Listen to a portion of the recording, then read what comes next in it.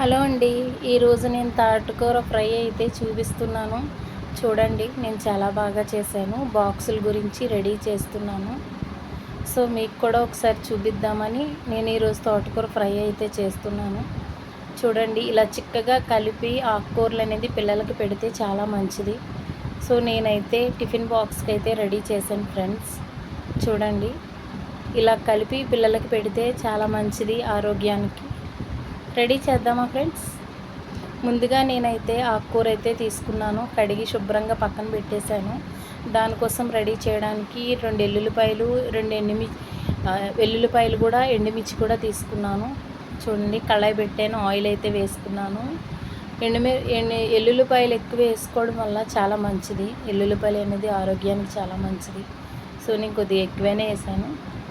చూడండి, 2 ఎల్లుల్లిపాయలు, ఎండుమిర్చి, ఇంకా పోపు దినుసులు కూడా వేసుకున్నాను.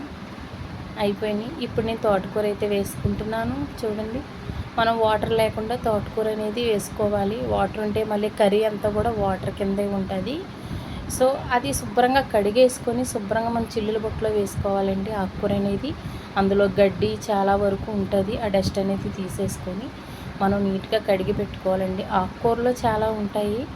సో మనం ఆకుకూరలే కాదు, ఏ కూరగాయలైనా కానీ నీట్గా కడిగి పెట్టుకోవాలండి. ఆరోగ్యం కూడా అది మనకి. చూడండి ఫ్రెండ్స్, కర్రీ అయితే మగ్గింది. పసుపు, ఉప్పు కూడా వేస్తున్నాను. అది కూడా మగ్గాలి. అలా మగ్గిన తర్వాత మనం మెల్లగా గరిటతో కలిపేసుకోవాలి. అలా ఉంచేయడం వల్ల ఏమవుతుందంటే కింద మాడు పట్టేస్తుంది. ఇదైతే మనం చిన్న మంటలో పెట్టే వండుకుంటే సరిపోతుంది కర్రీ. పెద్ద మంట అయితే పెట్టనవసరం లేదు. చూసారా ఫ్రెండ్స్, ఇలాగే చేసుకోవాలి. మీకు నచ్చితే కనుక లైక్ కొట్టండి, షేర్ చేయండి, తప్పకుండా సబ్స్క్రైబ్ అయితే చేయండి ఫ్రెండ్స్. తప్పకుండా అందరూ ఆకుకూరలు తినాలి, అన్నీ తినాలి, మంచిది. ఆకుకూరలు కూడా మెయిన్ మనకి చాలా ఇంపార్టెంట్ కాబట్టి తినాలి. Bye bye.